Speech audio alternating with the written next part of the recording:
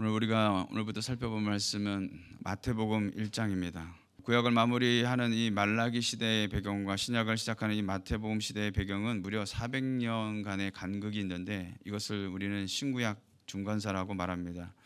이를 아주 간략하게 살펴보면 이스라엘은 남북으로 나뉜 뒤 북이스라엘은 BC 722년에 아수르에 의해 멸망당하고 남유다는 BC 586년에 바벨론에 의해서 멸망당하게 됩니다. 남유다까지 멸망하면서 바벨론의 포로로 끌려가고 70년의 포로 생활을 하는 동안 국제 정세는 바벨론 제국에서 페르시아 제국으로 바뀌게 되죠.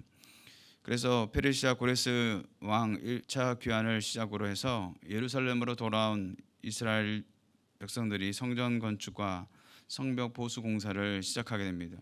이러한 가운데 이제 국제 정세가 마게도니아 알렉산더 대왕이 등장하면서 헬라 제국이 일어나 소아시아와 아프리카, 페르시아와 인더스강 건너까지 정복하여 대제국을 이루다가 그 웅장한 헬라 제국도 이제는 로마 제국으로 넘어가게 되는 것이죠. 따라서 예수님이 탄생하던 그 시대가 바로 이 로마가 이스라엘을 통치하던 그런 시대였다는 것입니다. 성경을 한 단어로 표현한다면 바로 예수 그리스도인 것이죠. 구약과 신약을 나누어 표현하면 구약은 오실 예수 그리스도이고 신약은 오신 예수 그리스도이신 겁니다. 오늘 이 마태복음은 그 수신자가 바로 유대인들입니다. 마태복음의 핵심적인 메시지라면 예수님이 바로 구약에 약속된 메시아이시다라는 것이죠. 마태는 이를 위해서 본문의 22절의 말씀처럼 이 모든 일이 된 것은 주께서 선지자로 하신 말씀을 이루려 하심이라라는 말씀처럼 마태복음 안에서만 12번이나 반복함으로써 구약의 예언들이 예수님에게서 성취되고 있는 것을 보임으로써 바로 예수가 메시아이심을 증거하고 있는 것이죠. 마태복음 1장과 2장은 예수님의 탄생 이야기를 기록하고 있습니다. 1장은 1절에서 아브라함과 다윗의 자손 예수 그리스도의 계보라는 말씀으로 시작하여 가장 먼저 족보를 기록하고 있습니다. 그렇다면 마태는 왜 복음서를 시작하면서 가장 먼저 이 족보에 관한 기사를 다루고 있는 것일까요? 이는 마태복음이 1차적으로 유대인을 대상으로 한 복음서이기 때문에 그렇습니다. 메시아와 관련된 이 족보는 너무나도 중요하고 필수적이었다라는 것입니다. 왜냐하면 만일 메시아가 나신다면 그는 반드시 아브라함의 자손이어야 했고 동시에 다윗의 자손이어야 했다라는 것이죠. 그러나 마태는 혈통적 기원을 밝히기 위한 목적으로만 이 족보를 기록하지는 않았습니다. 그렇다면 이 족보에 나타난 특징은 무엇일까요? 먼저는 이 족보에는 그리스도의 탄생까지 이스라엘 역사를 섭리하신 하나님의 주권을 드러내고 있습니다.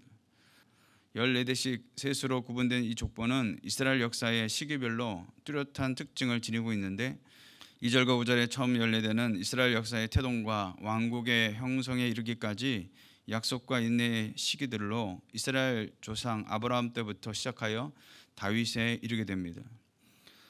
6절과 12절의 두 번째 14대는 이스라엘 왕정시대 유학으로 이스라엘의 열왕들의 이름들이 열거되다가 왕권을 상실하고 포로로 끌려갔던 여고냐까지 기록하고 있는 것이죠. 그리고 12절부터 16절은 세 번째 14대는 이스라엘의 바벨론 포로 시기와 포로에서 돌아와 끊임없이 이방 세력의 괴롭힘을 받으면서 메시아를 대망하던 그런 시기로서 바벨론 포로 이후에 예수의 조상들의 인물들이 열거되다가 바로 예수 그리스도까지 기록하고 있는 것이죠.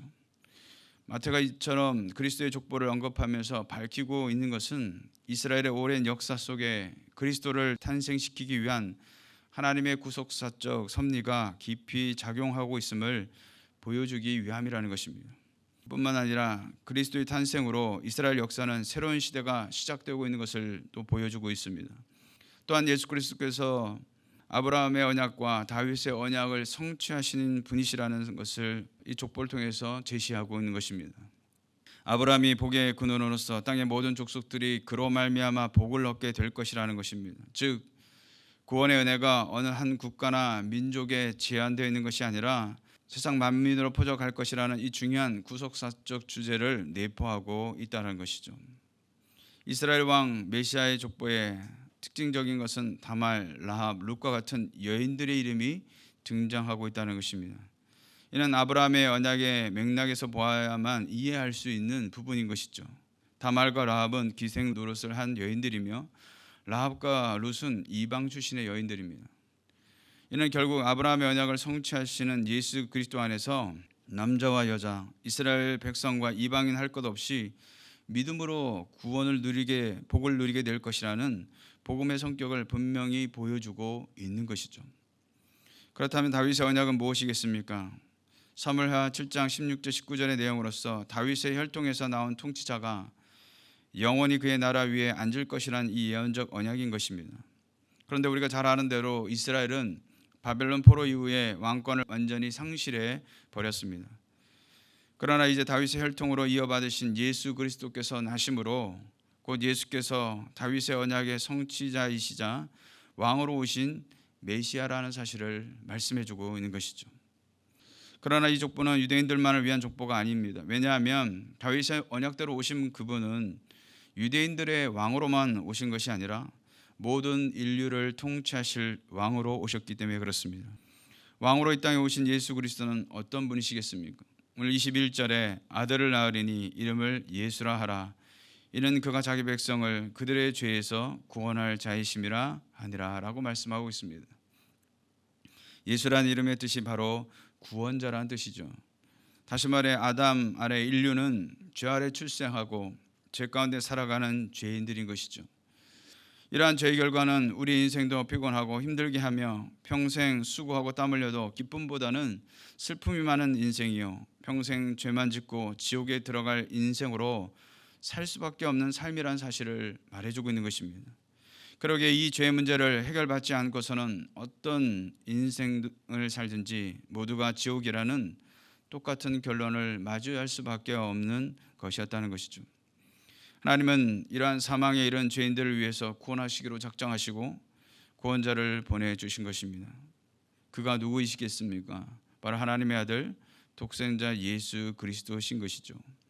죄 없으신 예수께서 이 땅에 오심으로 모든 죄인들의 죄를 대신 짊어지시고 십자가에 죽으시고 피 흘리심으로 그 보혈이 우리의 모든 죄를 덮어주시고 사해 주심으로 용서받게 하신 줄로 믿습니다. 그러므로 누구든지 그 예수를 나의 구주로 영접하고 믿기만 하면 죄의 결말과 같은 이 영원한 사망에서 영원한 생명으로 옮겨지는 복을 받게 된 줄로 믿습니다. 사랑하는 성도 여러분, 지금 저와 여러분은 예수를 믿고 계십니까? 정말 내 마음의 주로 모시고 있습니까? 만약 믿는다면 내가 믿는 예수로 죄 사함의 권세를 얻었음을 확신하고 있는가라는 것이죠. 그러므로 오늘 하루의 삶이 예수로 말미암아 다시금 잃어버린 구원의 감격과 기쁨으로 충만해지시는 복된 하루가 되시기를 주님의 이름으로 축원을 드리겠습니다.